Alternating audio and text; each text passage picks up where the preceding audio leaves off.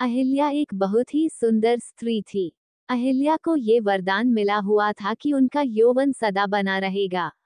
अहिल्या की सुंदरता के आगे तो स्वर्ग की अप्सराएं भी पानी थी, इसलिए देवता भी अहिल्या के कायल हुआ करते थे।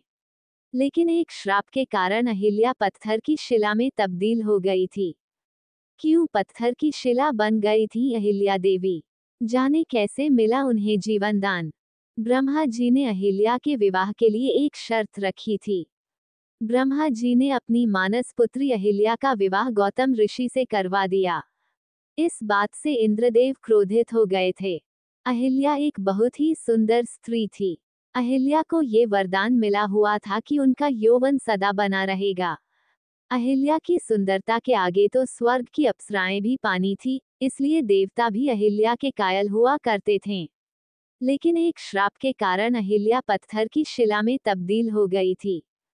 पौराणिक ग्रंथों में अहिल्या के बारे में बहुत सारी कथाएं प्रचलित हैं। तो चलिए जानते हैं आखिर किस श्राप की वजह से अहिल्या पत्थर की शिला बन गई थी और फिर उसके बाद किस प्रकार से नया जीवन दान मिला। अहिल्या की उत्पत्ति ब्रह्मा जी से मानी जाती है, इसलिए अहिल्या को ब्रह्मा जी की मानस पुत्री भी कहा जाता है। अहिल्या सभी गुणों से परिपूर्ण थी और बहुत ही सुंदर और रूपवती थी। इंद्रदेव भी अहिल्या की खूबसूरती के कायल थे। स्वर्ग के राजा इंद्र अहिल्या के साथ विवाह करना चाहते थे। ब्रह्मा जी ने अहिल्या के विवाह के लिए एक शर्त रखी थी कि जो भी तीनों लोकों की परिक्रमा सबसे पहले पूर्ण करेगा, अहिल्या का विवाह उसी के साथ किया जाएगा।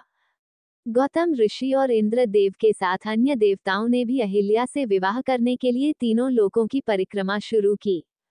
लेकिन गौतम ऋषि ने परिक्रमा के दौरान एक गर्भवती कामधेनु गाय की परिक्रमा की, जिसके कारण ब्रह्मा जी ने कहा कि कामधेनु गाय तीनों लोकों से भी श्रेष्ठ है।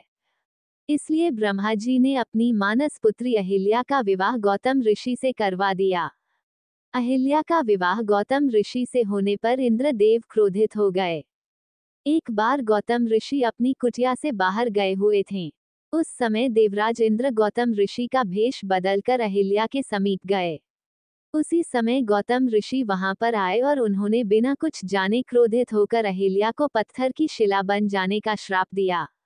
गौतम ऋषि के श्राप के कारण अहिल्या पत्थर की शिला बन गई और रामायण काल में जब राम और लक्ष्मण वन विहार करते समय गौतम ऋषि के आश्रम के समीप पहुंचे, तब श्री राम जी के चरण लगते ही पत्थर की शिला बनी अहिल्या फिर से अपने स्वरूप में आ गई।